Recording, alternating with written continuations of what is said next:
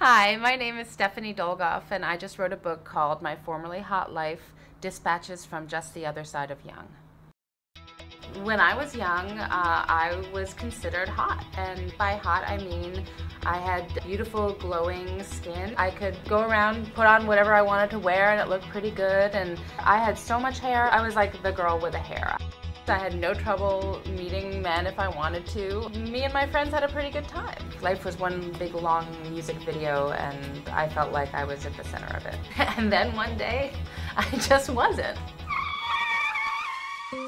I didn't feel like myself. I had everything that I set out to have. I had a lovely husband, I had 2 little girls, I had a wonderful career, I had friends, I was happy.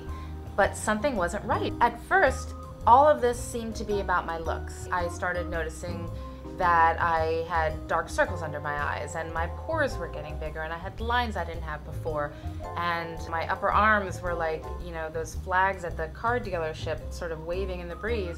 And I thought, you know, oh, this is what it is. I'm getting older and I'm losing my looks. But I started to realize that it really wasn't about that. That was only the most obvious sign that something was different. I'm not an old person, but I'm not a young person either. I'm a formerly. At a certain point, women realize that they are in a completely different category of human being. And it can be a little bit alarming because it's not something people talk about. I thought I was the me I had been for the past 30 years, and apparently not.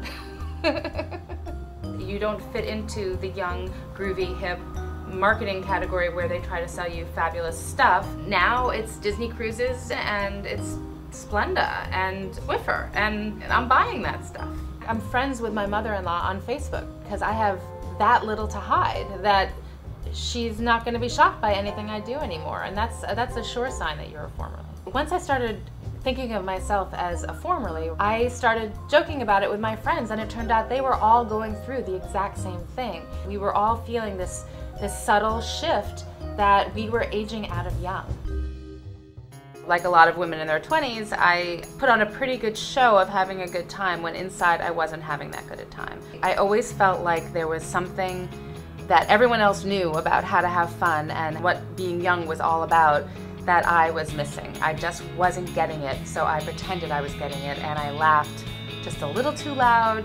I stayed out just a little too late. I wish I could have told my 25-year-old self, stop worrying, you are fine. Being a formerly is actually so much cooler than anyone ever tells you. Women of this age are the coolest bunch of women. We have a sense of humor about ourselves. We don't care too much about what other people think. We know what we want. We know what is going to make us happy. And we're much more focused on living the way we want to live than doing what we think we should do. When I became a formerly, I started to realize that there is no right answer. There's only what works for you. And because of that, I'm able to do what I want to do, and I'm so much more happy and grounded. My Formerly Hot Life is all about figuring out who you are now that you're no longer who you were.